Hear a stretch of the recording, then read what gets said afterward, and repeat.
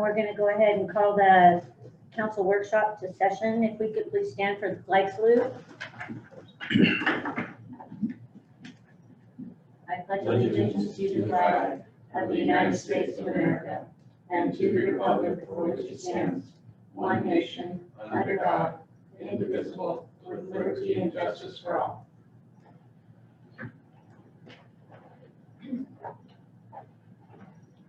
Could I have roll call, please? Katie? She's excused. David? Here. Sandy? Here. Brandon? Excused. Junior? Here. Leslie? Here. Okay. So the first on the agenda is a pre-arranged presentation by Mike Lees. Hi, Mike.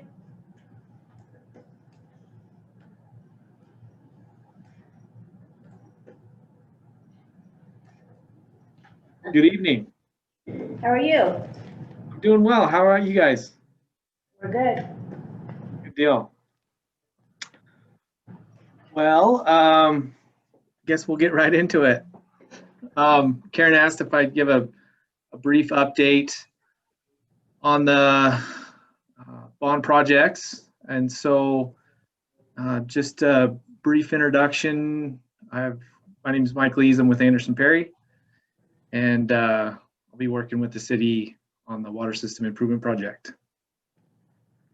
So to assist with the discussion on the water system improvement project, I'd like to give a brief overview of the city's existing system and some of the general design criteria we're at right now. So the original booster pump station and collector number 1 were constructed in 1977 with half the booster pump station building consisting of a 300,000 gallon clear well for water storage. In 2002, the city completed a water system improvement project that included collector well number 2, 300,000 gallon ground level reservoir, and they increased the booster pump station capacity to about 10,000 gallons per minute. And so following up with that, we get into the project need. And I know we've went over this quite a bit during the bond election and whatnot, but I'll be brief. So the project needs tied to meeting peak demands from users and providing redundancy and maintaining regulatory compliance. So during peak demands, the booster pump station nears pumping capacity and exceeds the recommended capacity for the outlet piping. So we have some distribution limitations. Both collector wells are being drawn from to meet high demands, and so there's no redundant water supply. So we have supply limitations, and then lastly, there's water storage capacity limitations as well. Some other important factors to take into consideration are that most of the electrical components have reached or are nearing their useful life. The internal mechanical piping is undersized. The booster pump station capacity needs increased to meet future demands. And collector 3 needs to be installed to certify or certificate the city's full water right and provide a redundant water supply.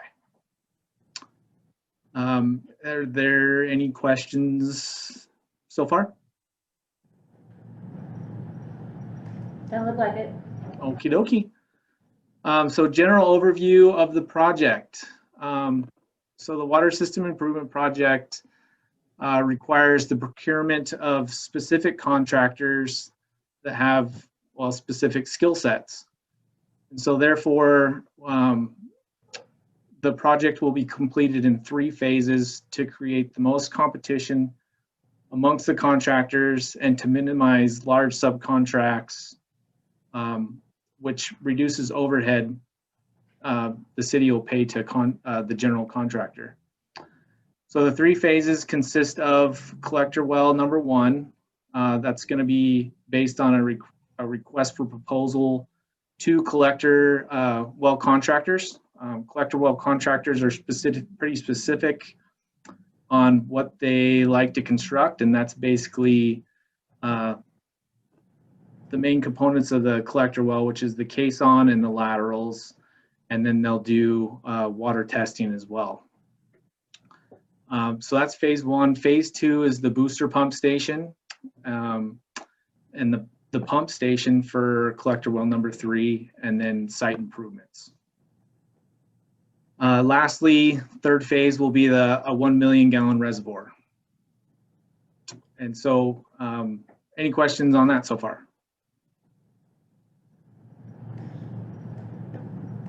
I have a question. Yeah. You said it goes in phases. What, collector well 1, the booster pump station, that's the main booster pump station in the building? Is that what you're talking about? We'll make some improvements to the existing booster pump station, and we will also be constructing a new booster pump station in order to pump the full 36 cubic feet per second, which is the city's full water right. Thank you. You're welcome.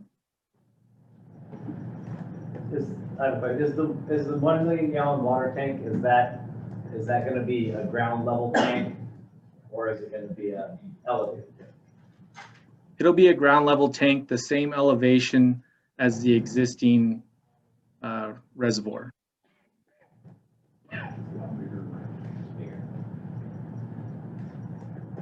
With the same depth, correct? Yeah. Yeah. Is the one? It'll have a much larger diameter, but we'll maintain the same top of elevation height. Okay, thank you. You're welcome. So now I'll roll into a status update on where we're at with each phase. So phase 1, we're getting ready to send the contract documents. So the request for proposal documents to agencies and the city for review. We anticipate advertising for that project at the end of October, and construction to start around February or March of 2021. Phase 2 is really the meat and potatoes of this entire project. It's by far the biggest in magnitude. So right now we're preparing a preliminary design report that outlines the system components and provides recommendations to the city for review and consideration. The report will also include how the existing system is going to be integrated into the new system. On that project for phase 2, we anticipate construction to start in April or May of 2021 and run through the summer of 2022. And phase 3, the 1 million gallon reservoir, the design for that will start in spring of 21, and construction will run concurrently with phase 2.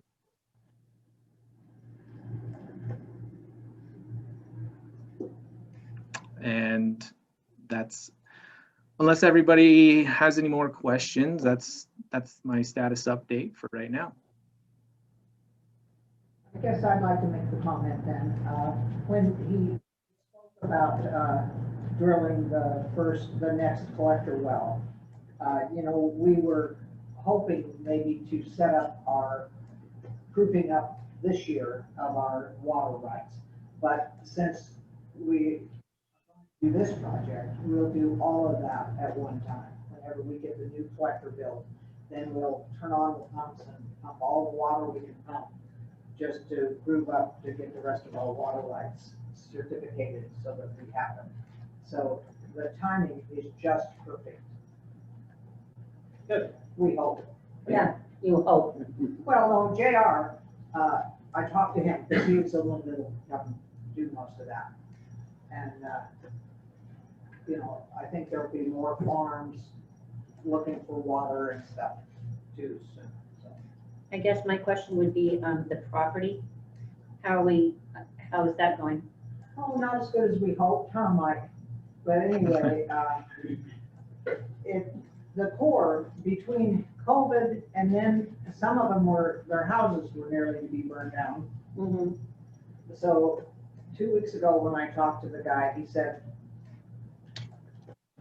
I've got to get with the environmental part, because on the environmental, that's what's gonna take us. The Corps is gonna be the slowdown of this. It won't be the railroad this time, it'll be the Corps. And so, because the tribes have said they'll go along with whatever the Corps is gonna lead the way and make all the agreements just so that the tribes will sign off on them. But, and the good thing about the man that I talked to last, he knows about all the work that the fort has done on, when the fort was trying to get the master plan done for the sports complex down there. Right. They did lots of environmental studies, and this man knows that. So if we can just get him to look him up in his side, then that will save us a lot of money and time. And will we be buying that property, or are we gonna be leasing it from them? No, we'll be leasing it, Okay. and I'm sure they will. See, especially that we'll end up with a lease to the tribes eventually. Okay.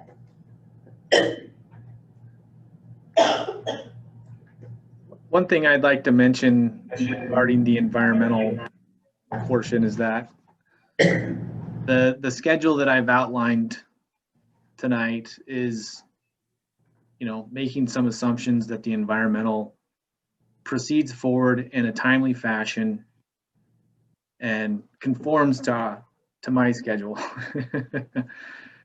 So, when dealing with any agency, it's a fluid dynamic, and sometimes not all the knowns are presented, and so that impacts schedule. So I've got my schedule, and I'm gonna do my best to maintain it, but I'm sure there's gonna be some monkey wrenches thrown in along the way from either the Army Corps or the BIA. So just a little caveat there. So what he's really saying is he's gonna set his schedule, he's gonna send it to Karen, and he's gonna say, Karen, get on this. I was just And gonna start say all these phone calls. that. I was just gonna say that. So you think that's all you have to say tonight? I didn't want to take up all your guys' time. Oh, that's okay, we can talk about SDCs for a length of time. So, Thank you for being here tonight, Mike. Appreciate it. Yeah, Barry, would you like me to stay on and listen to your SDC discussion? I may have a couple of questions Okay. talking about transportation. Thanks. Somebody raised their hand. Who was that?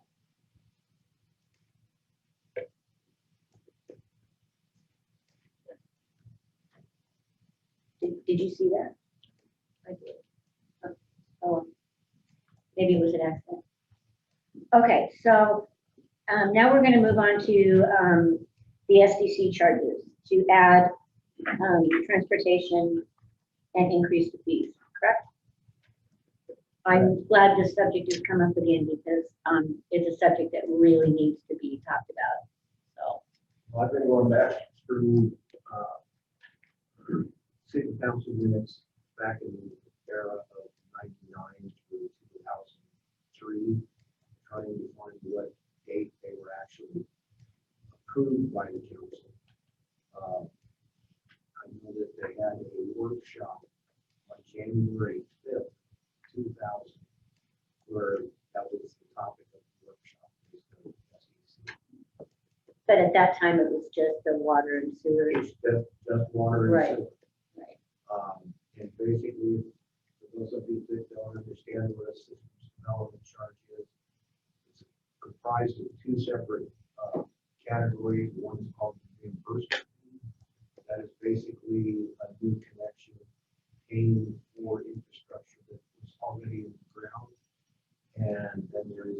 improvement fee. The improvement fee is for future projects to keep pace like we're doing with the GO. I think you're gonna have to talk a little louder. I'm generally not asked to do that I very know. often. Sorry. And between those two fees, they have to be calculated out. Hired a guy by the name of Ed Sigurdsson, who puts SDCs together. And we put figures together based on what we actually valued our existing system at the time that the SDC was put in. And what we came up with for the recommended development charge schedule for the water system, the reimbursement fee would have been $456, and the improvement fee $1,631 for a total water SDC of $2,087. That's without the transportation. If you would look in the packet that I sent you out a table that has some yellow and orange drawings across it. It says Boardman, and it Correct. says a survey in 2006. So now, and he'll get to these figures by Boardman. Okay, And then on the sewer system, the reimbursement fee was $711, and the improvement fee was $1,072, bringing the two of them both together at $3,870. The city council at the time decided to not charge the full 100% that we could justify with the recommendation that we had. Instead, they opted for the option of going to 60%. And at 60%, that's how we ended up with our combined at $2,580 and $1,392 for water and $1,189 for sewer. And they haven't changed since 2000. They haven't changed since they were implemented. I want you guys to really understand Yeah. that the city council at that time decided they would take a 60% break, and then we have done nothing except waive these fees. And we've been waiving the fees since April of 2010. yeah. And that was simply so we could entice construction in Boardman and yes. Down further in the economy in 2008. And so, and we've been following that until 2018, when we established the sliding scale, where you get over 20, you can get up to 33,000. Yeah, I have it here, 33,700. It was like $36. I thought it was $36. 33,036. Yeah, Yes, that's true. first off, what is the method that we need to be asking questions tonight? I can't hear you. What method do we need to use to ask questions, as this is not a regular city council meeting, but a workshop? It's the same as a council, Okay. but we do not take a vote. Okay. If we're going to bring something, if we're going to change something, it goes to the city council to take a vote. So we run our council workshops just like we do Okay, regular. So did you have a question? I do have a couple of questions. Okay. Barry mentioned something about 2010. Can I get an answer on what you were referring to about that? That's April of 2010 is when we started waiving the SDC charge. And that was simply because we wanted to entice the construction of homes in Boardman And residential. yes, and residential. So we attracted apartments and homes like Tuscany and duplexes and stuff. I understood that part. I just missed what the figure was. in Okay. 2010. Thank you. Did you have another question? That's all. Okay. Go ahead, Barry. Well, part of the reason that I Sharon and I have been talking, it is getting increasingly difficult to fund transportation. And we can't charge a transportation systems development charge. State funding is getting harder and harder to compete for. Yep. And so, and there's no real revenue stream for transportation. So I'd like to have a discussion about would the council be willing to look at transportation SDCs in order to be able to create a revenue stream that we may be able to leverage with the matching funds and things like that. And paving of the streets, and, yes. I am totally for it, I have been for a while. I'm like, so, I don't know how the other counselors feel, but if we don't do something, the state funds are gonna go away eventually, there won't be any, and, grants are gonna be hard to get. So, sure, What are we looking at the most we earn per year approximate with transportation fees? And the SDC. I'm gonna have to have help in order to be engineering help, in order to be able to put together SDC fees for transportation. There are several different methodologies that could be used. My likely guess is that trip ends generated would be in a trip end, you get one for going in and one for going out. And that's usually how transportation studies are done. it's not just one flat fee for Now, transportation. You've got to be able to, with systems development charge, you've got to be able to justify the charges you're asking. That's why we had to go through and do the review of the water system. We have to do the same thing for the transportation system. We have to look at what our plans are for transportation in the future, based on our interchange area management plans and transportation system plans. And then figure out what those projected costs would be. And then figure out how to match it up with trip ends.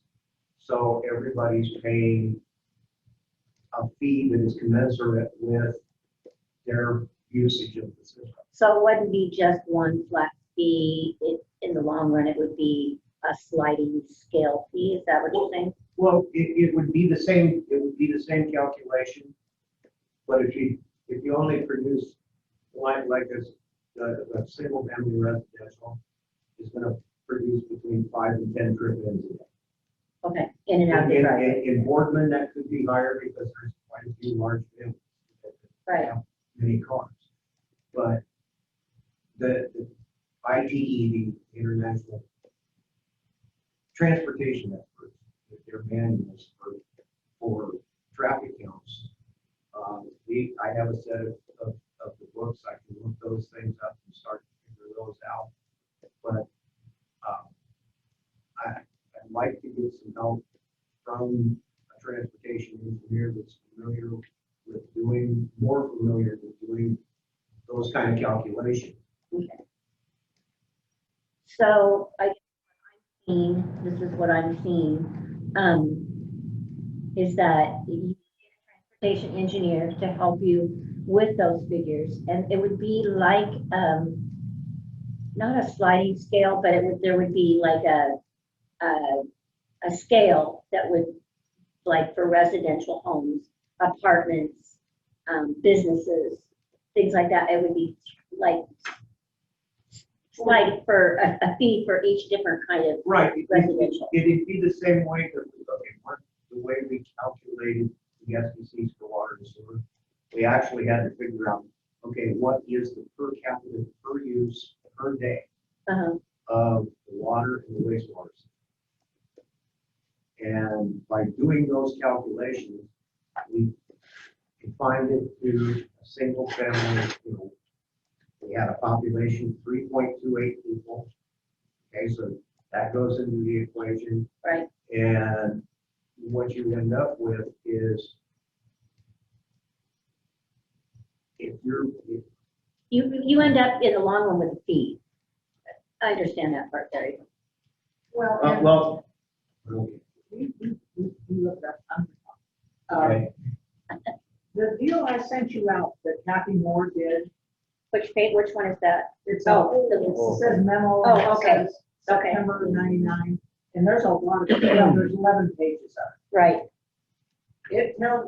What I put this in there for, this is what he's trying to say, is all the work to go- that you have to go through to do this. I mean, you don't get to just sit down here and say, well, I think it ought to be $20 a trip, right, you right. know? And because it's pretty explanatory here about why you had to figure this, why you had to figure that. So maybe we can read all that. Leslie, did you have a question? Yes, thank you. Can you explain what you were saying? Did I hear you say trip ins or trip ends? Trip in, ENDS. And what does that mean? ins and When you outs. pull in your driveway, that's a trip in. When you leave your driveway, that's another trip in. So it's basically in your driveway, out your driveway. How many times you come in and out your driveway? Okay. The other question I do have is, of the SCC charges, who is eligible to be charged and what's the percentage who is not paying the fees because they've been waived? Well, okay, so we only waived our SDCs right now, and they're only waived once a year. For everybody? Yeah, no. It's on a sliding It's on a scale. sliding scale, and it's in one of our new ordinances that we have. So depending on how many developments or the size of your development, how many apartments or how many houses you're putting in, depends on how much you'll pay in SDCs. If you're only putting in one, then your SDCs are going to be very, very low. You're going to get a pretty good discount. Right. If you're putting in 100, after, 20 or Not 30, only- you're going to be paying full They price. end it at 20. Yeah. Yeah, after 20 units, you'll be paying full price. Or that 60%, is that what I'm understanding? Yes, That's 60%. You'll be, yeah, yeah, the We have original a- 60% of what we could actually charge. And so we've been waiving even, if we went back to the recommended charge, we would actually be making, if those numbers would all change and it would go up significantly. and the only reason why we're doing that right now is for construction purposes, but that can end next year. I understand, but So- do we have that in this big package? No, we No. don't. We didn't get this until this afternoon, right? So I haven't had a didn't chance to read intend for you to get it until this afternoon. Okay, so I haven't had a chance to read any of it. I'm None of sorry. us have. And None of us. it's, But is there- it's memo Where can from we Chief. see what the sliding scale is or how it works currently? Is that possible? In resolution 2-2020. And you can look it up on the internet. It'll be on the, Can you Right here. repeat that, please, the number? Here. Is that the one that That's says it. 17? Yes, That's it, Karen. I think this is the one. Does it, tier one, You want- you get, it's free. Then you go down to tier two is 70% and then 60%. And these are four units a time. Okay, So you can have that. Jim, And would you like a so- copy as well? 'Cause don't No, I have it. remember that. he was here when I we was did here, that. Oh, were you? She was here too, but I think she doesn't remember passing it yet. which So- was which resolution was it? 2-20. Thank you. And so, shall I muddy the water with the net then? Because, no, I'll wait. Okay. Muddy the water, Karen. So, Yeah, let's wait a minute. Let's finish this, so. So on the trip ends, we do the same type of calculation. Only we using trip ends or in some cases perhaps weights, Wait, vehicle weights. wouldn't it be easier to do trip ins now? I would start off with that, but let's take something that is going to be like a trucking company. And Well, we can have a different rate for them. Like we do, it has to be across, you have to have the same calculation to make the SDC work. You can't charge a truck fee when there's 17 vehicles Okay, I coming get to it. and from Okay. work. You gotta charge them vehicle prices that, the overweight trucks, you're gonna have to charge separately. Get it. Because the needs of the overweight trucks is, and deteriorate the pavement. Okay, So got it. that will be something that we could look at. I don't know whether we can pull that off. Maybe Mike has had some experience with that. Mike, is that something that you've had any experience with?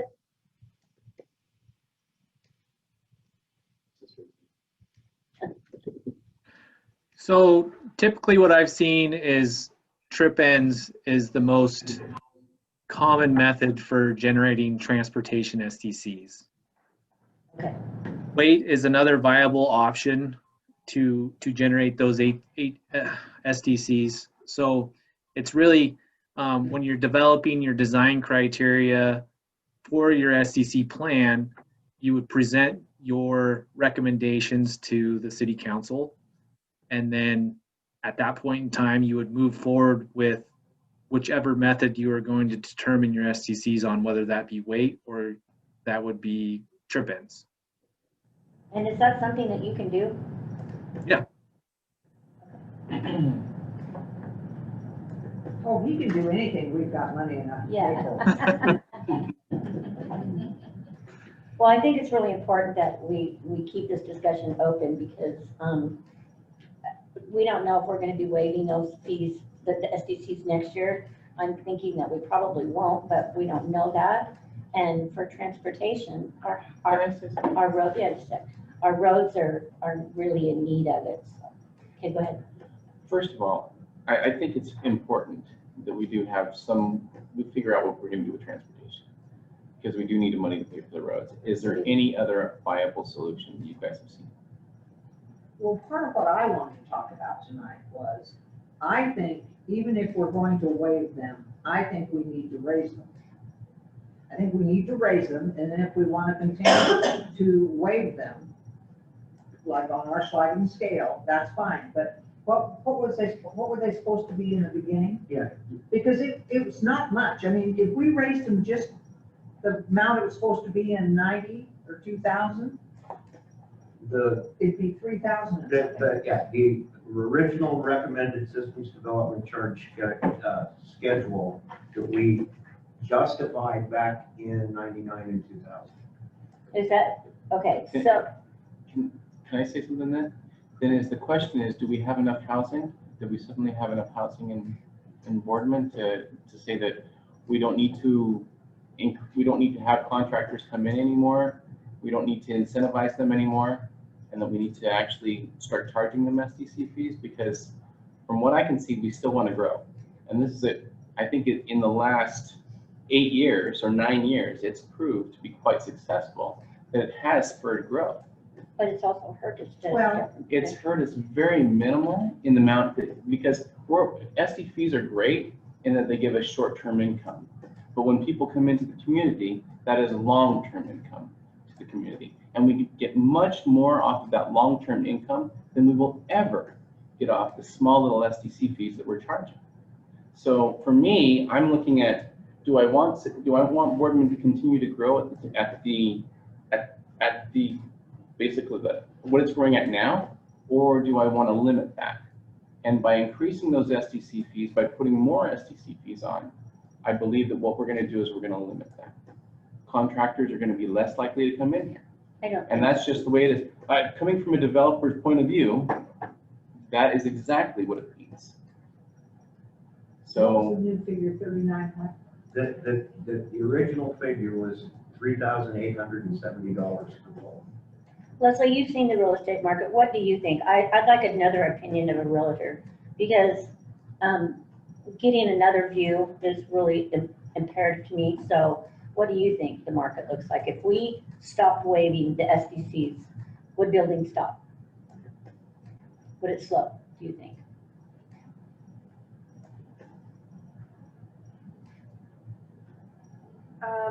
Based on the projected growth for our community, I think that builders are still going to want to build here. It may slow a little bit, but there's so many other variables that play into development in the housing market and whether or not people are buying. I don't know that the SDC charge in and of itself is going to make or break development. Thank you. I'm glad. Thank you for that because I agree. So In 2010, we didn't have comps. We have comps now. And We do. that's gonna make a big difference, am I Yes. wrong? It makes a huge difference. It certainly makes it a lot better. It is enticing for a new developer to have that fee waived, most definitely, to help them get started, especially right now as we continue to go. There's new builders coming in who don't have any recognition in this area, so they could use those funds for other reasons, but there's definitely both sides to the coin there. I'm just saying that And- the markup right now is not here sufficiently to say builders come here instead of go to Tri-Cities, or builders come here instead of go to Hermiston. Well, I think And so though, that margin is not here. So everything we can do to help that margin be here is advantageous to us getting more building, more residential infrastructure. I mean, there's two sides to both stories, but people want to live where they work. They're getting tired of commuting. And I've heard it a lot through the community that they're so glad that they moved here. So, and they love our community. So I think there's two sides to that story, but to look at it as a business side and good practices. I mean, I know it's a minimal amount each year for the transportation fund, but at least we're growing a fund that if we need a pothole filled, we can do that. If somebody calls the city and complains about a pothole being filled, we could do that, Correct. right? And the difference between water and sewer, David, is we have, those are enterprise funds. We have funds coming in. We have a revenue stream. We don't have that with Not for transportation. transportation. And that's why I'm saying, is there any, because I understand the importance of transportation funds, I really do. And I'm wondering if there's any other way that we can get those transportation, but any other way. that we can The get only those other way I transportation can funds. see that is to charge a utility fee on the water bill. And there you go, you're raising your water bill to the citizens. Like Pendleton did, they charged a utility fee of $5 a month on their water bill. And that made the citizens angry. And it would make me angry too, because Well, we have, can't raise rates right now. okay, They're just so I think that, But I still believe that there's gotta be another way out there that we can figure out how to get that money for transportation rather than let's stiff it to the builders or let's stiff it to the people that actually we want to come into this community to Well, build. where's the need being generated? It's the increase in population that we're dealing with. And I understand. it's that. creating, it's creating issues. If we've got to build a roundabout, let's say, ODOT comes in and says, hey, look, your bridge has too much traffic. You're gonna have to do something different. Where are we gonna get the money to do that? We're gonna talk to ODOT. That's what we're gonna do. It doesn't work like that, David. Can I ask a question? Yes, you may. How does our budget currently look for transportation? I hear Really you say sad. that we don't have any money to pay for these things, and is that in fact the case? We don't have income for transportation, no. We get, the income we get from our transportation fund is from the county, correct me if I'm wrong. We get the funds from the county and we apply for grants, correct? Marta's actually shaking her head no. No? Okay, I'll let Marta, Marta answer that. go ahead, Marta. You're on mute, you're on mute. There you go. Okay, so we don't receive any funds from the county. When the county was no longer required to share funds with cities, they stopped. Okay, So the funds that we get come from the state. oh, from the state, okay. There's a state road tax, and on average, we get about 22,000 a month. Now, take into account that the expenses that we have to, also include labor. So Public Works, who are out there working on roads, and by golly, I can't tell you how many times they're repairing signs and the Wilson Road, Wilson Lane walking trail path. Those posts get knocked down all the time. So, and filling potholes. So there are repairs that come out of those funds that we're getting. So there's really almost nothing left over at year end. Right. Any little bit that we do have, we try to put in reserves for those major expenses that we may face in the future that are absolutely necessary, but we don't have enough funds to actually repair all the roads that need to be repaired. That need to be repaired, correct.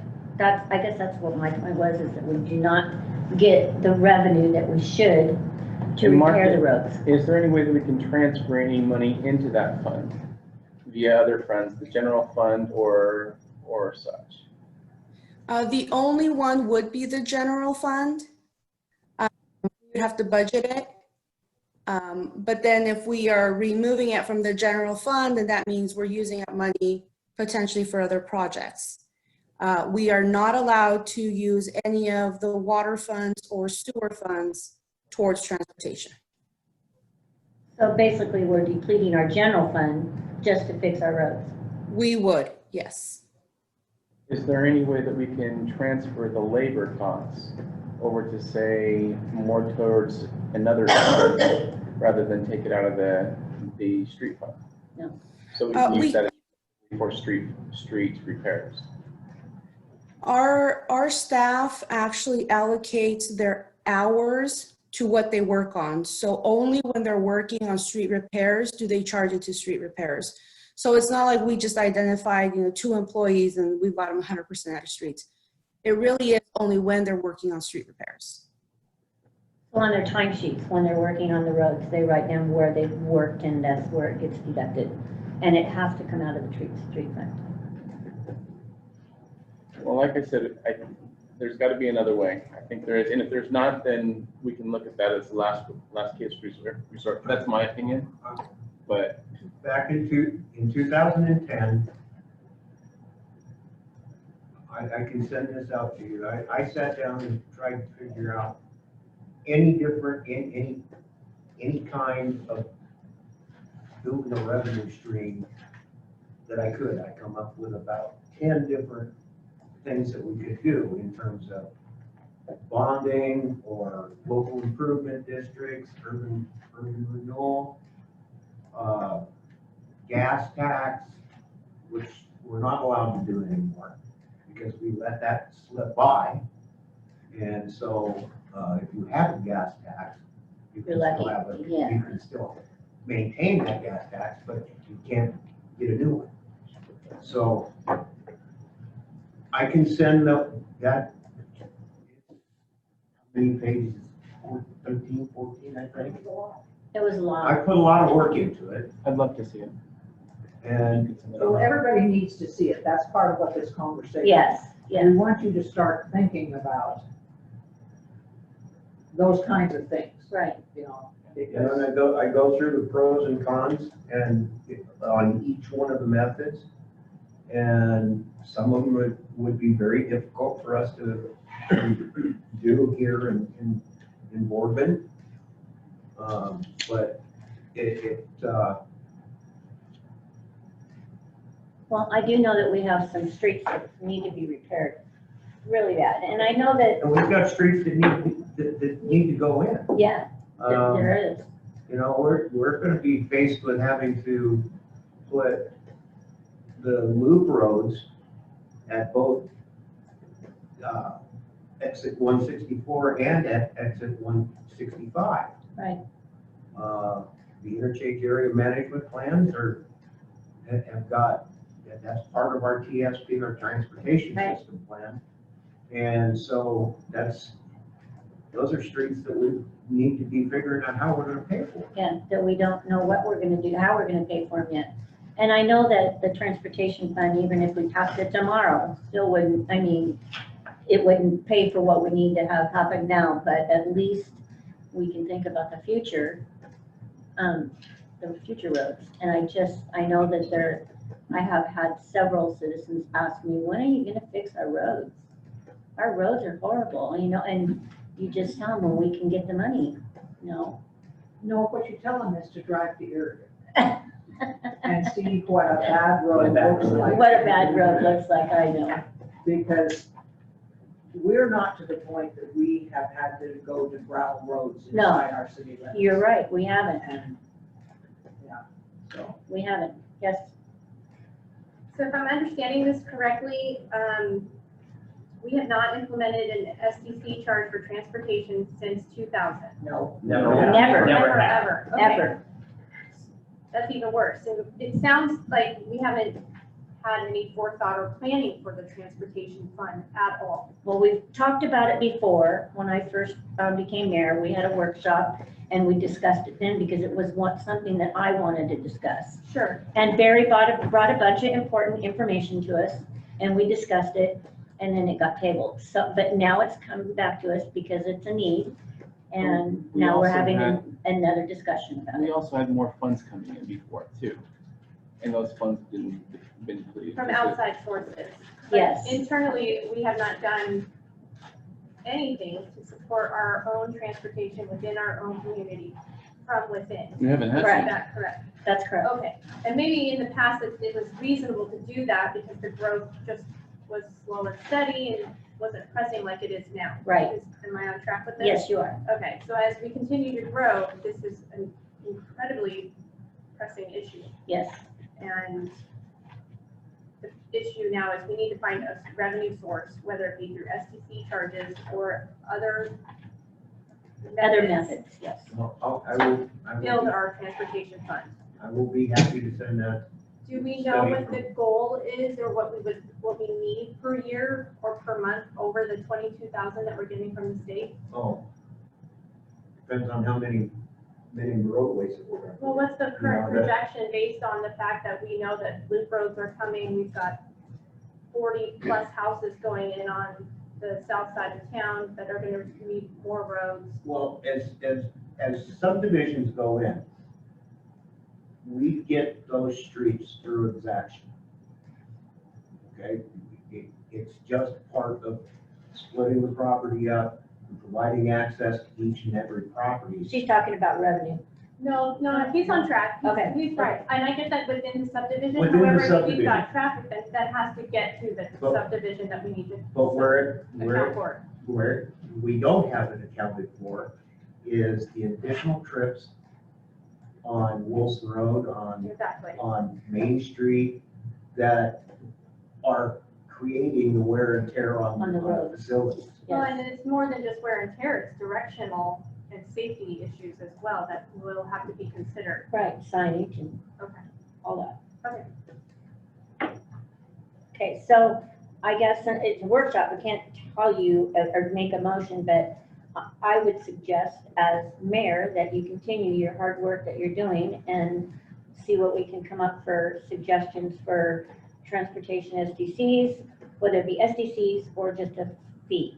So if I take the old jalopy out of the garage because it's been parked and send it to you, you'll drive it? Yes, No. yes, I'll read it. Test drive. Oh, I It'd be a can read test that. drive. It's not, I'm not buying it, but I might test I'll drive. test drive it, I'll read it.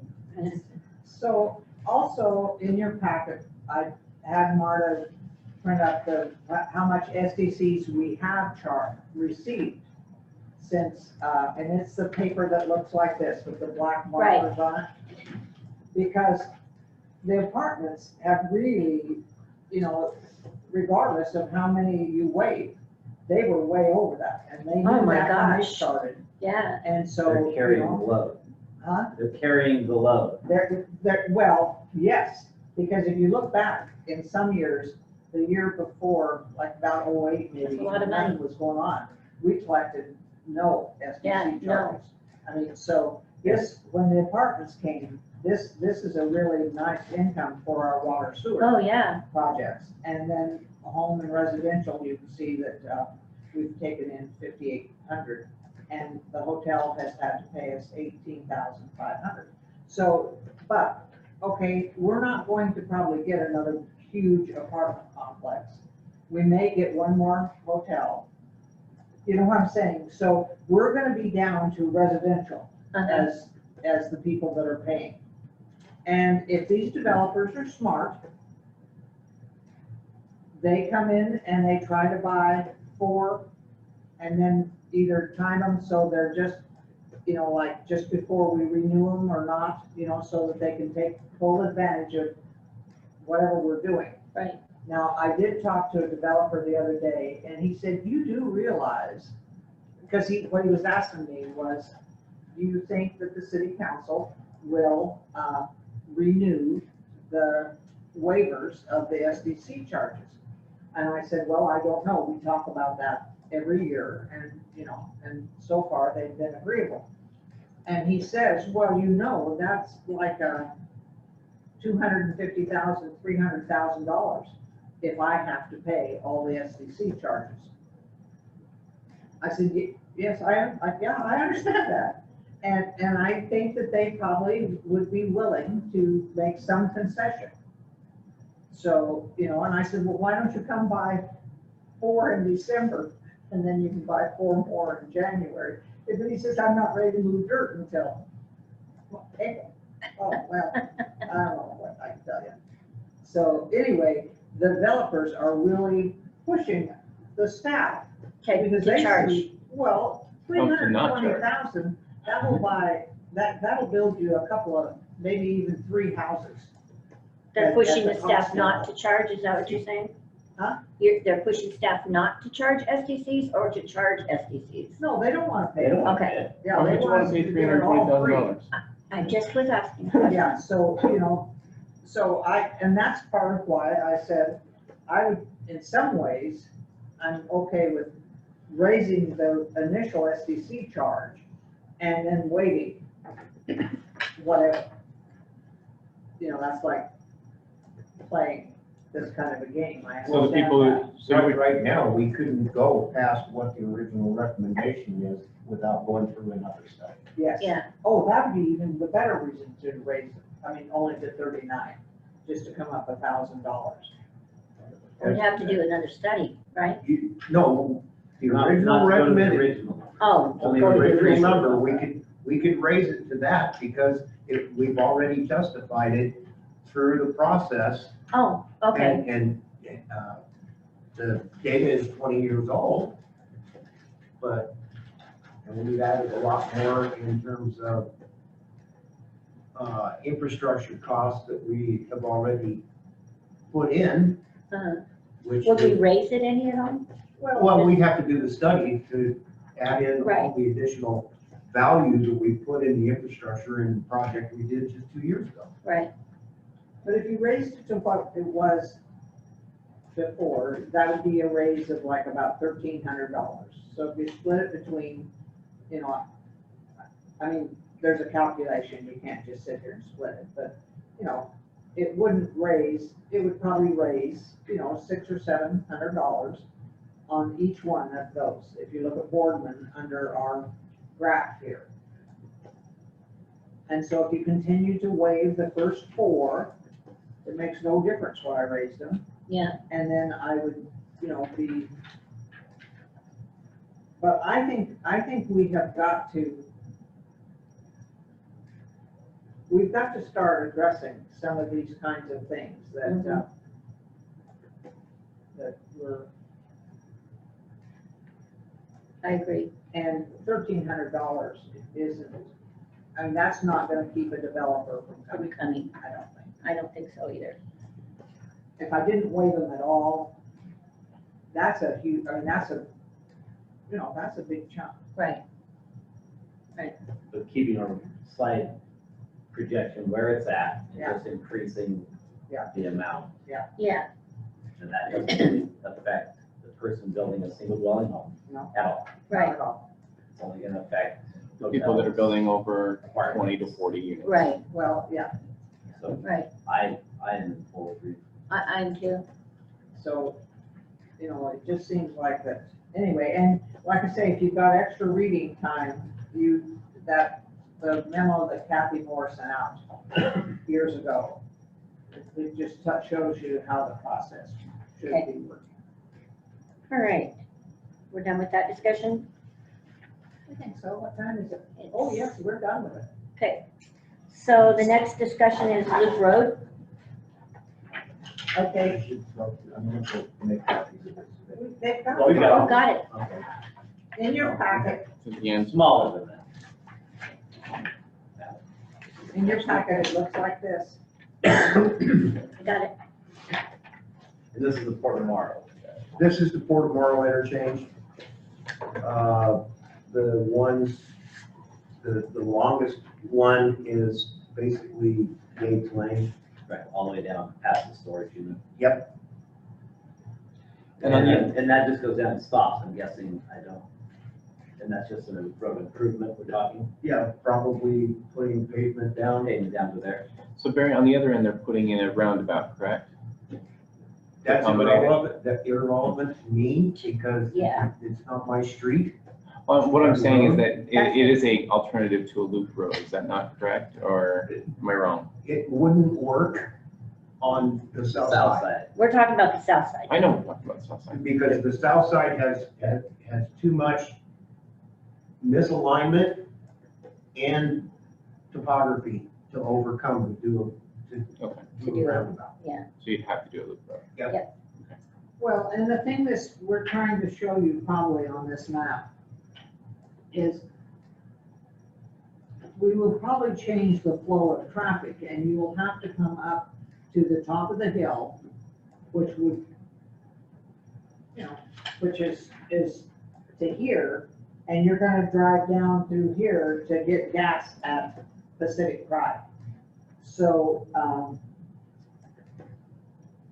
Devin, I called Devin and said, you never come to any of these meetings, you don't act like but I said, you need to be paying attention. And he said, well, what difference does it make? You're gonna do what you want to. And I said, well, that's not necessarily so.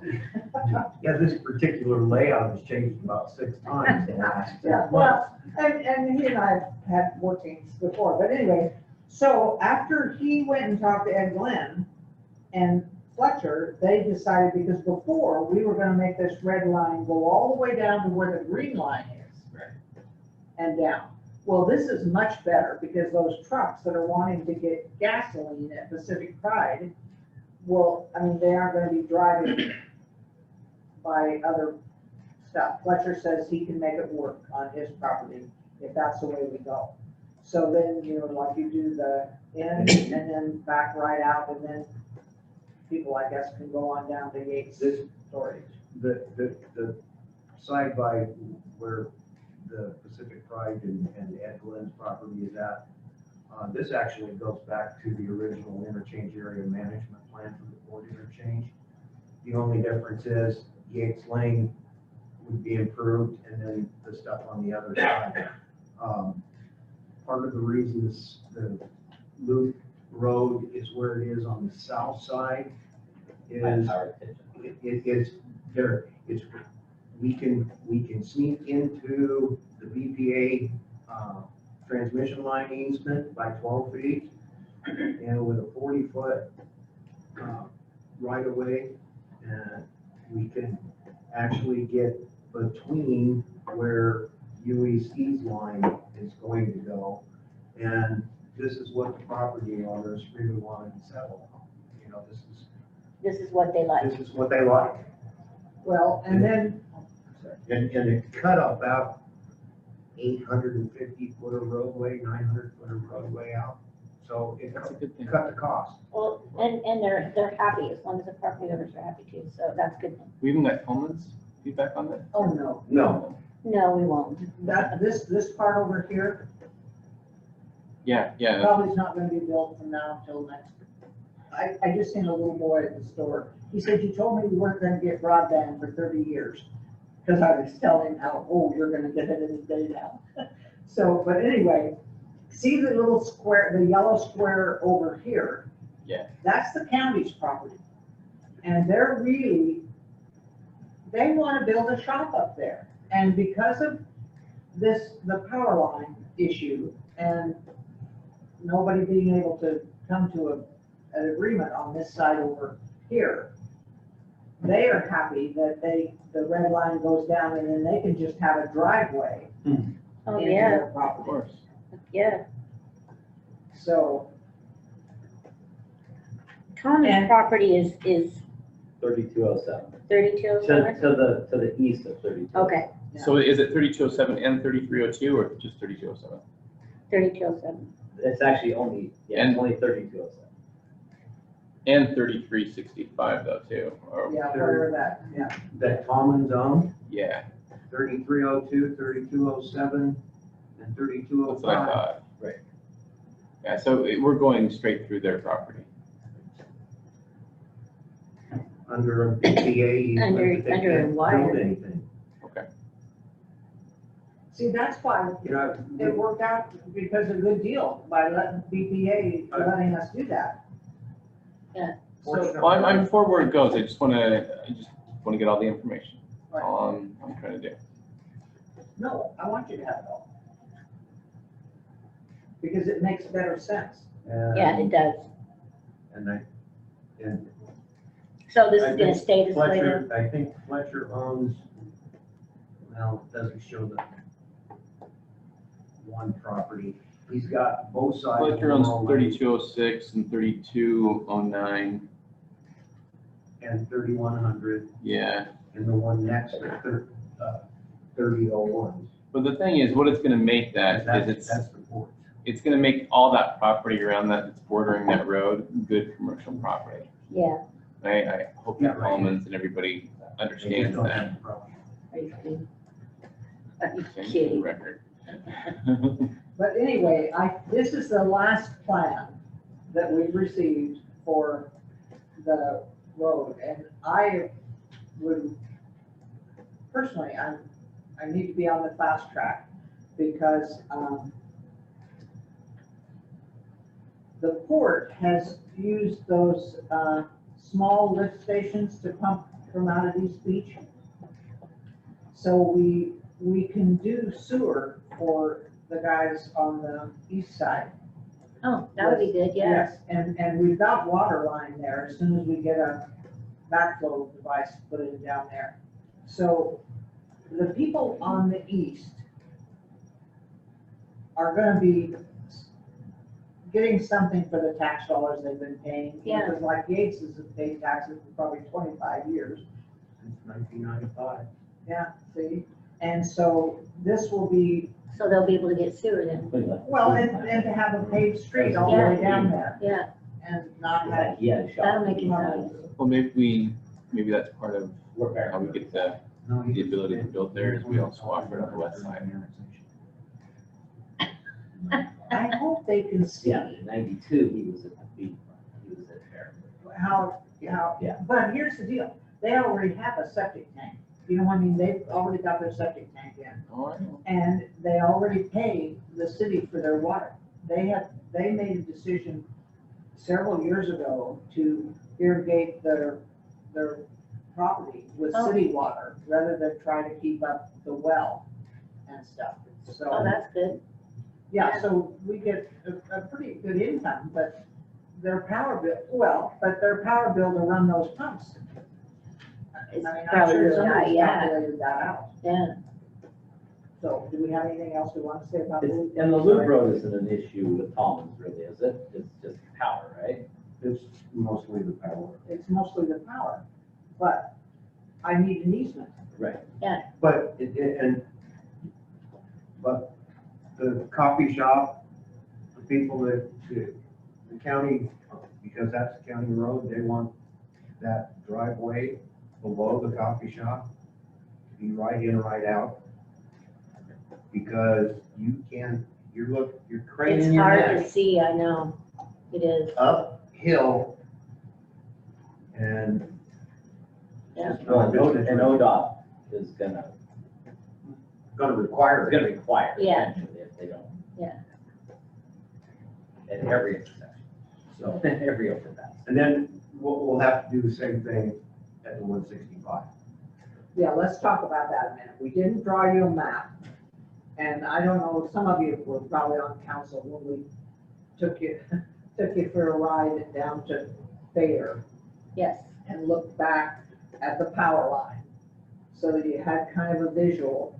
See, I can't tell you how happy I am to have you all here in this room together so that you can listen to the same words and hear us. But anyway, so I think they used to call it Future Boulevard. But we're going to, if they keep developing, now it's your turn.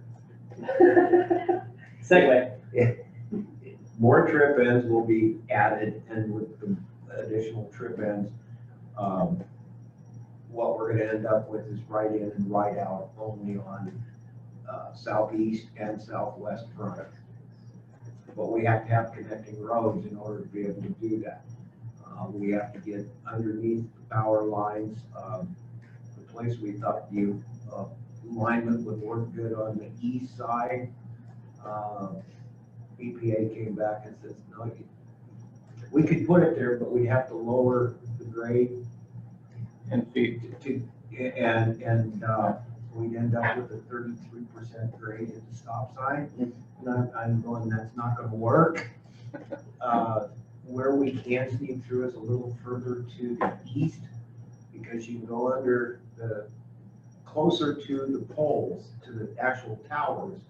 You get enough height that it won't, but it's gonna make the road go like this in order to get down to where we have the water and sewer lines and not an easement, but a right of way already to the south edge of David's properties. Okay. And And we don't really have anything hooked up yet. So in other words, For the The Oregon Trail, is that what's called Oregon Trail here? That Is it far enough off the freeway that it will yes, work? It's not 1,320 feet, but it's like It's close. 1,290. You can get a Yeah, a variance on that, like we did for tomorrow. we already have. We already have. On the other, on the east side. Okay. yeah, the Oh, east man. side, we'll probably have to work on it for Oregon Trail, first. Yeah, the east, Oregon Trail on the east Yeah, side, so what- before we have to work on the west side, don't you think? Because we're getting speculation perhaps on the west side. yeah, we haven't done On the east anything. side. You've already got business there. Yeah, you've got- Motel. And, Because you can't get to the motel from the freeway legally. Yeah, we have to allow it until we have that. Right, but once, so, but to get there, we'll be coming up the Oregon Trail and then through the back. which Yeah. Right, is right in, right out. but right now we can't do that. Have we talked about the north side of the freeway and what we're gonna do about that? Or is that gonna come around Oh. CNDs or? South side of or the north side of the freeway, what we've got is what we've got. Yeah, But You there's, have to go to the C and D, take a right, That's what go I'm down, thinking. take a right, come back out. but at least we don't have to do a. The road's there. yeah, the road's there, we don't have to do it just, anything different. that's basically grandfathered in, simply because the roads were put in so long ago. So it's got to right in, right out, no matter what, I mean, yeah, It's, It's just not, it's just not, well, we haven't had to put right in, right out, because we've got more of a circulation pattern. right. Okay. And over here we don't. Yeah, okay. well, you have a left-hand turn. lane. So I guess on the agenda 2, various update on current projects. Okay, projects. River Ridge Phase 3. They will begin moving dirt on Monday. They're River where? River Ridge, Apartments? Departments, next to the LDS church. Oh, really? I had no idea. Okay, great. Wood Hill Homes will be one of the contractors building homes in that subdivision. their homes, correct?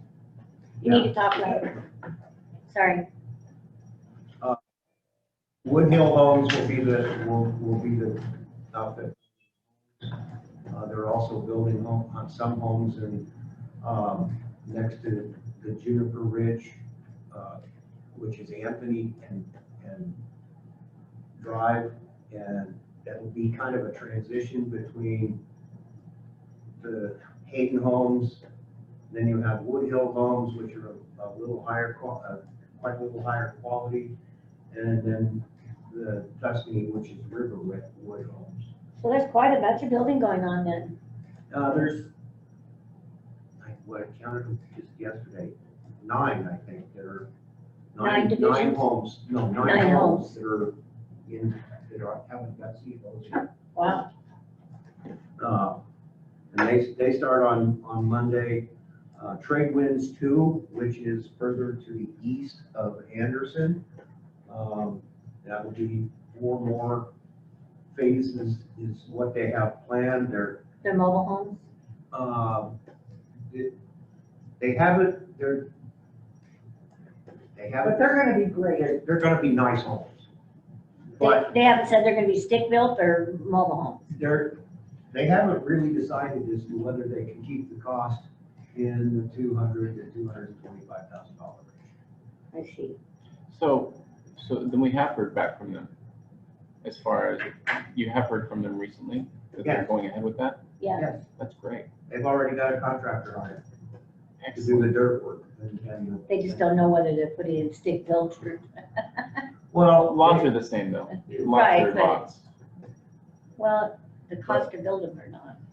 COVID's kind of knocked a lot of things down. Yes, it has. And the fact that we kept the doors going here, Kennewick, you couldn't build. I think too, the interest rate, unless, I mean, people are buying things because of the interest rate, The Yeah, interest is not it's fun. low. Yeah, it's not gonna last forever, so we Yeah. always, Take So they're advantage of taking it while we advantage of can. it, Yeah. let me see who else wants to listen.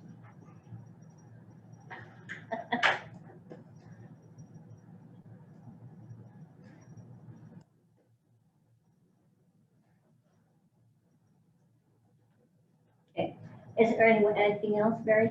Well, other things that are taking up my time, we've got two zone change requests, which we have to go through the post-acknowledgement plan amendment process because it's a change to the zoning and comprehensive plan map, which is, our zoning is our comprehensive plan map, so And where are those zone changes at? one is on the west side of southeast front, or southwest front. It's the 9.24 acre parcel. And they're changing it to industrial? They've asked for it to be changed to 2 acres of light industrial and 7.74, I think it was, acres of manufactured home park. Oh, Is that's that- where? Is that the rodeo ground? No, It's on this- southwest. Where at? Oh, Southwest, oh, okay, I Southwest. get it, okay. So Buster's on that. This side of Buster, yeah, okay, gotcha. I'm still not sure where it's at. Right, where the old Hitchin Post, or the old Nomad Nomad. used to be. Northern Oh, Roadway and okay. It's just the other side of the roadway in. Okay, What was the Gotcha. name of the cook at Uh, school? Hamilton? No, the older lady that was the cook that lived down there. Oh, that's going too far back. You think about it. I've got one variance request that'll be coming up in October, and that's for the broadband. We did an experiment. We allowed them to do a poll to make sure that the concept worked, and it does, and so the poles will exceed the 35-foot height. oh, So we're yes. going through we'll be going through a variance process to get those poles set in other neighborhoods to build a framework for better broadband. What about the existing ones? Can they go up higher now? Because there's one on Kincaid that could If really they go go up. through the variance process, Okay, cool. Because if it was higher, I could reach it. There It's were- on some internet, by the way. I wish I could get it, but I can't because of the trees. I think, I've had that on down the road, but I think that you're seeing, wind wave all over town Yeah. right now. I mean, they're digging holes in every place. And so you're going to see, I put the maps at the very back of your packet. I saw that. Where they think they're going to, close So down. the blue rounds are towers that will reach out, and then the red line is the underground. Yes, yeah. Because there's some of that underground already. Blue? I don't see any blue. So All the blue circles. there's Oh. one page that has nothing but blue circles on it. The one right before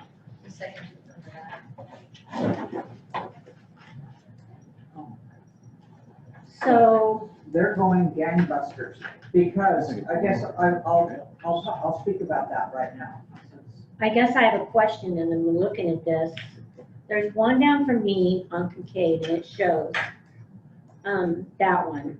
But are they gonna put one, They're gonna try to cover every single thing in Borden. okay, So Baylor Road 60 would probably be the other. the other one? Okay, because I can't reach because Well, of I the think trees. sometimes people that have trees, I mean, my. I don't have trees I know anymore.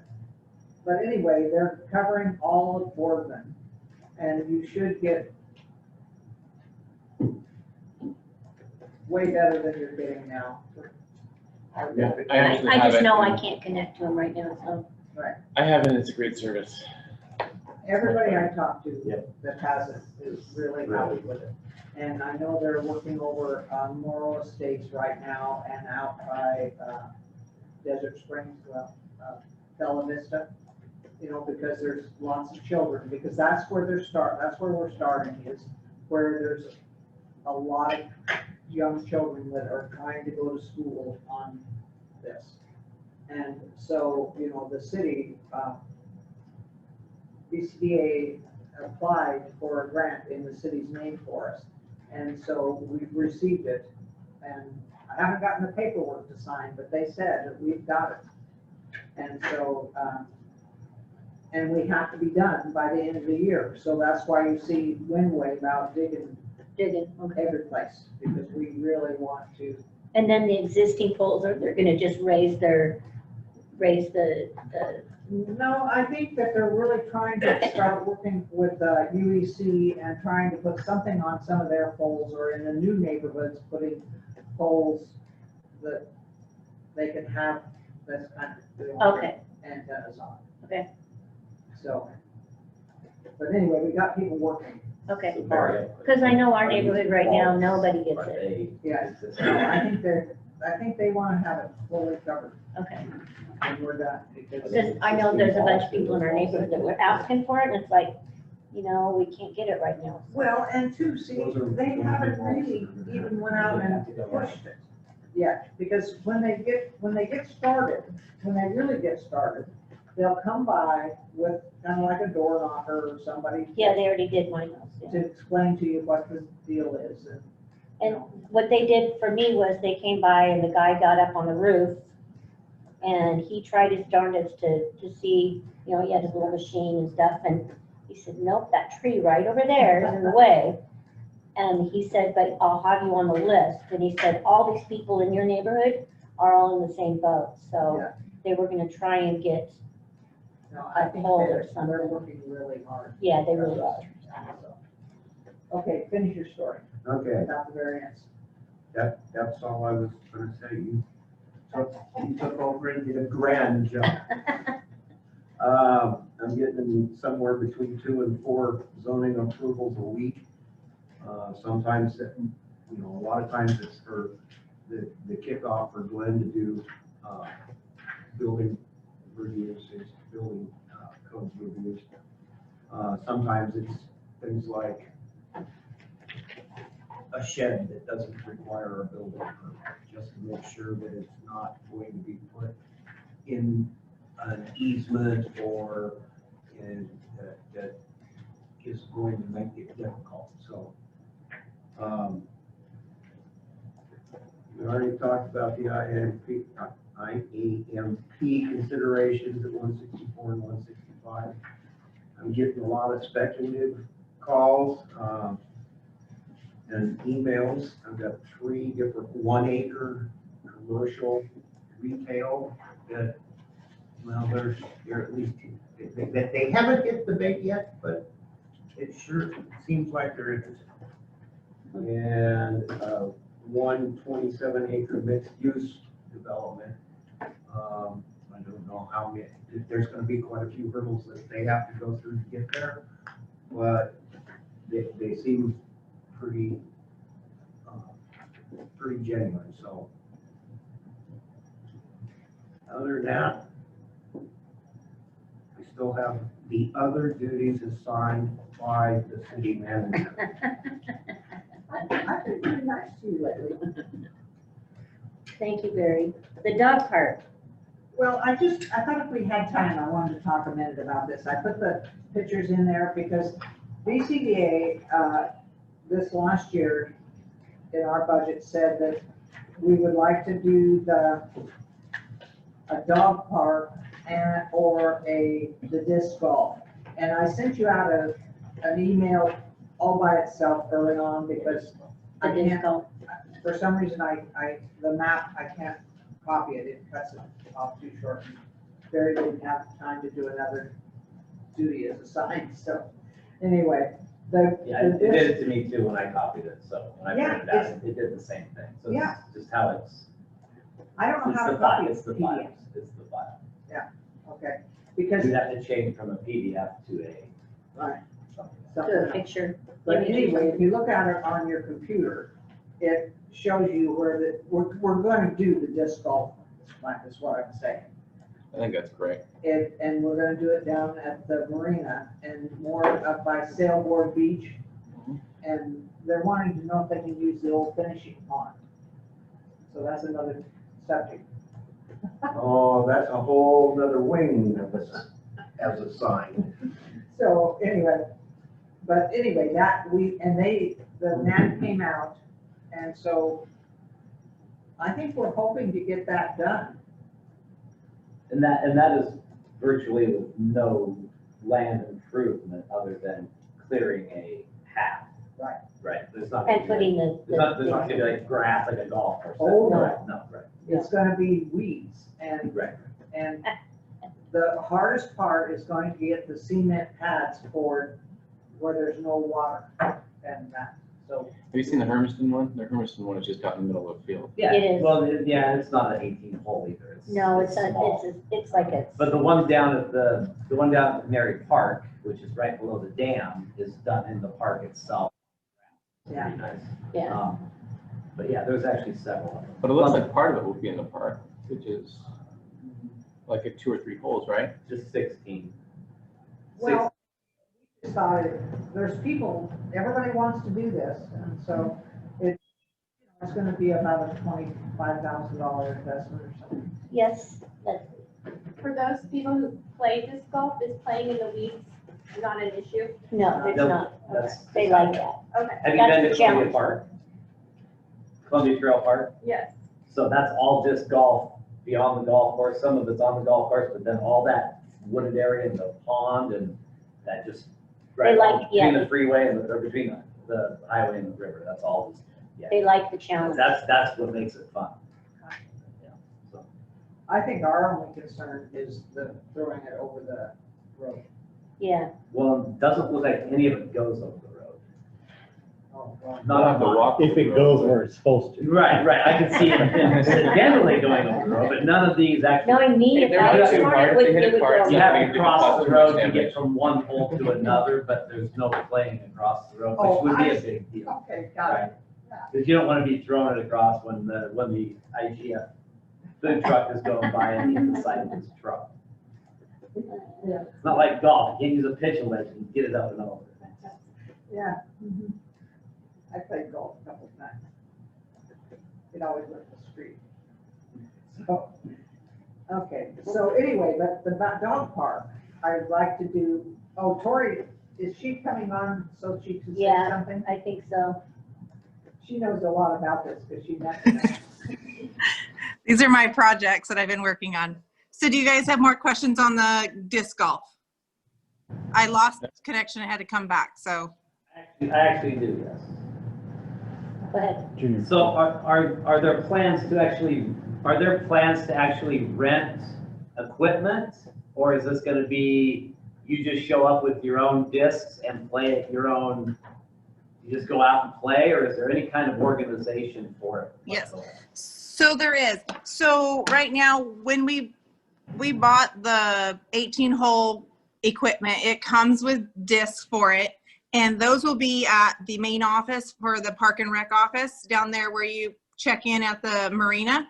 And they will have those there, and they're going to create some kind of program where like you give your license or an ID or something, and you can rent those out and then return them when you're done. It's also set up to where if you want to park, so that's for like people who are at the marina for camping or something that want to take part in use the course, they can. Or if you have your own equipment, you can start from Sailboard Beach and jump on the course and play through however you want to play through. So there's a couple different ways about it.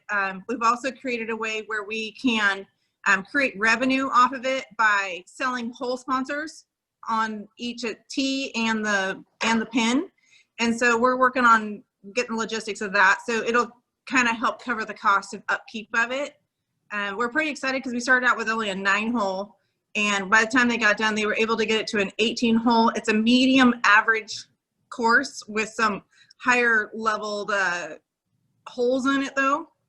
The guy that came from Kansas, Eric McCabe with Dynamic Disc, he's a world champion disc golf player, and he came out here and he was here in town for about 4 days, and he designed that course for us, and him and Claude Burt worked together to design it, and they're pretty excited because they feel like it's going to be a pretty competitive course. And then Claude's going to work on getting people involved with there's a wintertime tournament like a series, and that will get people coming to our community during the off season of our non-tourist stuff. So it's going to be a big draw to our area. And then I'm working with some other local retail companies that maybe might be selling some of the equipment as well. So if you want to go purchase some, we might be able to get some local. So that's a recap. Cool. Anybody have questions for Tori? Thank you, Tori. Thanks, Tori. Welcome. So, anyway, so then next year, we'll probably want to try to do the dog park. And I think I brought this up once to you about where the soccer field is now. We have 2 more lots till you get to that 30th Street. No, it's over to the storage. Right. Over there. Yeah, Yeah. not all the way. I don't want to go to the storages. I want to go to that street, that 3rd Street. Just Is it the- 3rd it's- or 4th? I think it's It's third. 4. It's 4. Yeah, yeah, I want to, because the produce stands on 3rd. Okay. Yeah, so I want So you wanna go to 4th? So all that nasty stuff in there, that's 2 lots between the soccer field and 4th Street. So we're thinking that if the city's okay with that, that we will try to get that put into grass and fenced and make a dog park. Because, and then, try to encourage the people not to use the soccer field, but to go on down. And I know that the Sage Center says, people travel with pets anymore, and so. Yeah, all the time. Yeah.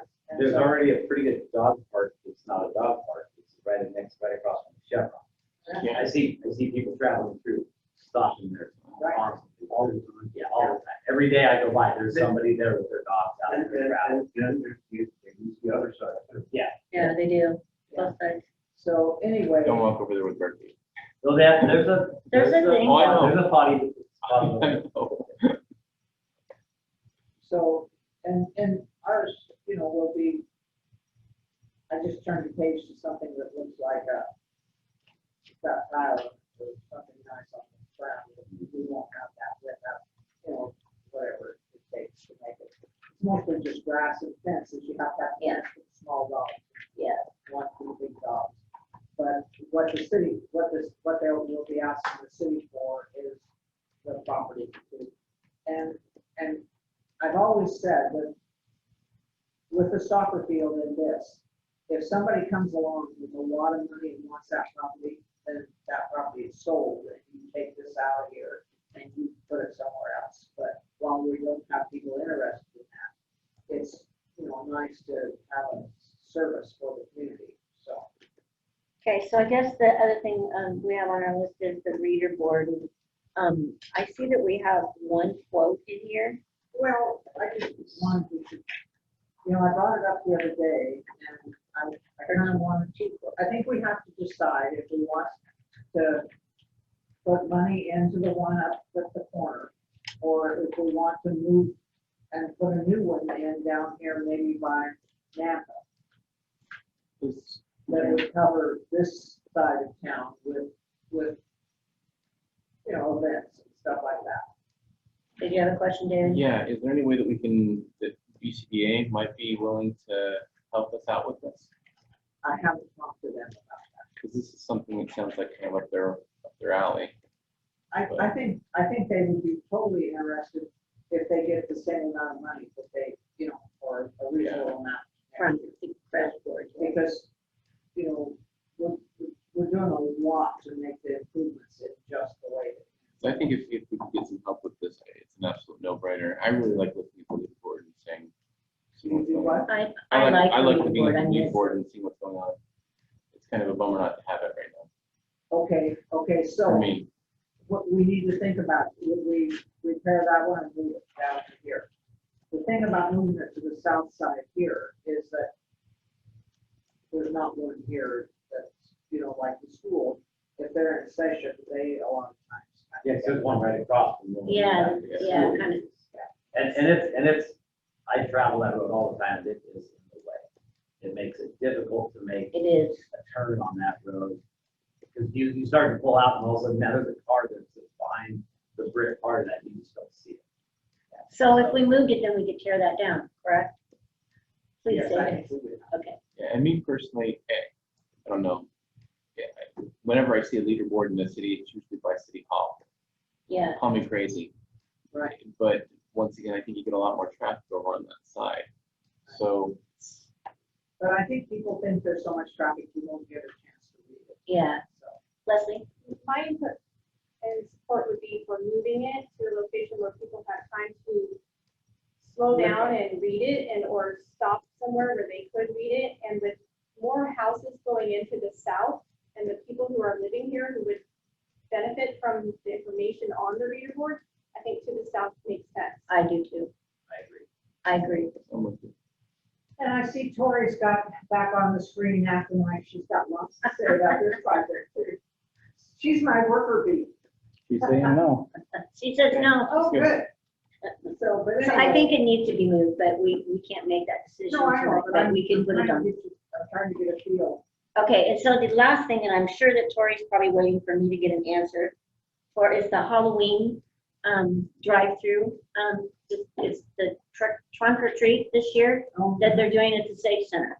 And they're reserving different spaces for different companies. And I reserved 5 or 6 spaces for cars. I didn't know if each counselor would like a space to decorate their trunks, city staff to decorate a trunk and put it back at, their car and decorate their trunk so the kids can go by and we put candy in. I don't know how the city would like to do that. So your input tonight would be really great so we can tell Tori how many spaces to save. My thought would be, it would be great if we had some counselors get involved with trunk or treat this year. And I know some have kids that want to go to trunk or treat, that's fine.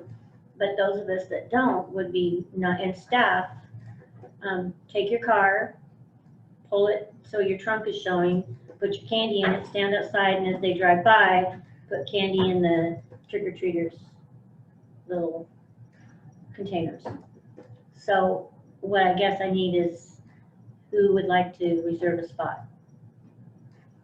You guys, are you gonna do Java? Did you see that, Tori? Heather is going to be doing one. You want one or two? Just one for now. One for Heather. Question, can I add to this? So Heather, we were kind of contemplating having a section where we kind of send everybody over to the new food pod to kind of go over there and grab food at the end of it, because it's going to kind of be dinner time, and we usually, the Kiwanis usually serve hot dogs and stuff like that, so we're not doing that. So I didn't know if you were going to be interested in maybe participating there at the coffee shop, or if you just still want to do maybe both or just one. So that was something we were going to run that by that area probably tomorrow. I have all the baristas out there handing out candy. I'm already gonna decorate. I got stuff in today. She can't hear you. Sorry, did you hear me? This way. Sorry. So if we did it at the coffee shop, I could just have all the baristas there to hand out candy, the ones that don't have kids. And then I've already I've already got the decorations and I'm gonna decorate the grass out in front. And I haven't announced it yet, but I guess I'll announce it here. We're gonna have a pumpkin carving contest for kids. And where people can come in and vote on their pumpkin carvings and get raffle prizes or gifts for it. We're gonna do age groups. Okay. So you don't want to do I think she's got a better idea. Okay, Sending all her right. Tony, did you want to do a card? I'll have to think about it. Okay, because we need to know pretty quickly, because they're arranging the spaces now. Okay. So if you could let Tori know within the next week would be great. Okay, so if we have a truck, Yeah, the truck is fine. okay. Yeah. Okay, excellent. Truck or car, truck would be great. All right, I'll talk to my team. What about you? I'm gonna be out of town possibly, so. Yeah. And we're not talking like we're limited spaces. I think last time I counted, we had like 40 some spaces. So we have plenty of room for everybody to be involved. So we got Boardman Foods, Kiwanis, Lamb Weston, City of Boardman. I know that City Police is going to be there. Boardman Police is going to be there. The fire department's going to be there. Everybody's going to kind of be involved in it. We're just trying to create a local area for the kids and try to create it as be safe as possible. So no hurry, no rush. We can always squeeze you in. Elk season, sorry. Oh, geez. Yeah, I know. My husband's gonna be gone too. I hand out candy to all the elk that will come take it. Leslie, What was that? are you gonna, yay or nay? I won't be able to participate from a city perspective. I'll either be there with council, or excuse me, with Kiwanis or with my own kids. Okay. Karen, no? Barry? No? Glenn? Well, I guess I'm gonna be the only one. So just one space. Okay? Bunch of party poopers. I'm still participating, just not there. I'm participating, just in the mountains. Those elk got a sweet tooth. My husband's gonna be hunting too, so. So just one space, Centauri. Okay, thank you. That's all I had. So is there anything else for the good of the order? Yes. Leslie? I've just received some input from community members asking about if we have any plans for enhancement programs on our shorelines. For instance, along our walking path along the river and our beach lines up there, especially now that we have more people using the paths perhaps, and the new cabins that have gone in at the lodge. There's a lot of activity down and around those areas. Those are the Parks and Recs division. Okay, Well, and not only that,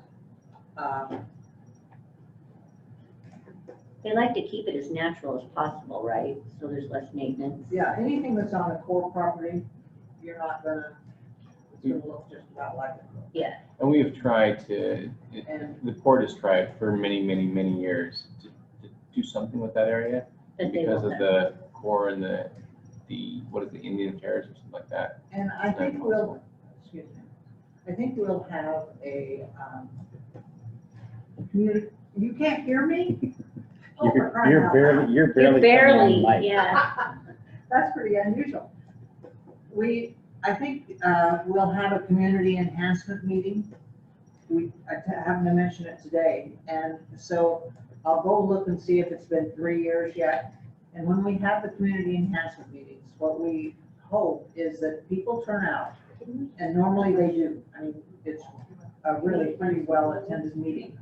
And you write down what you would like to see done, and that would be where it would be great, because then BCDA, if we still get money, could put that on our list of, We just had one of those last year.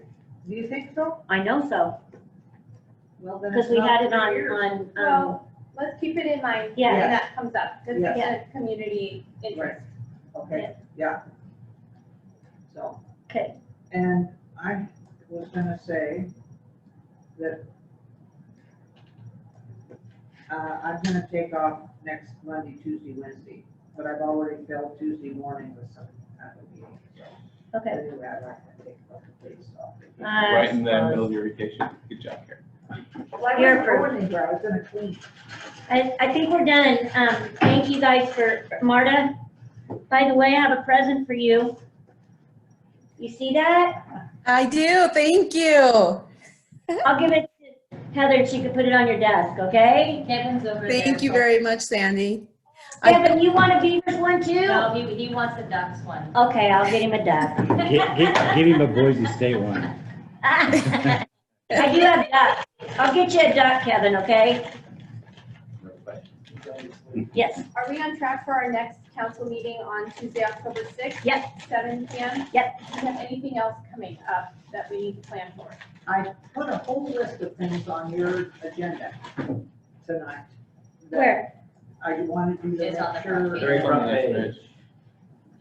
and because they're the forums. and Mayor's stuff. forum, city Oh, council forum, yeah. county commissioner forum. Yeah, the mayor's forum, yeah, all those things. I thought I Got it. so, When do SEIs come out, do you know, the The what? the statement of economic interest?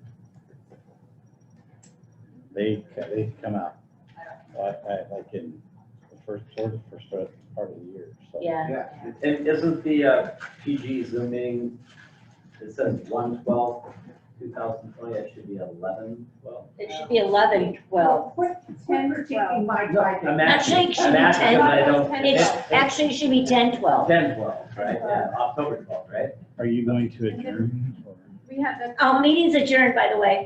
Bye, guys. Thank you. we have Thank you. Good night. Some of us registered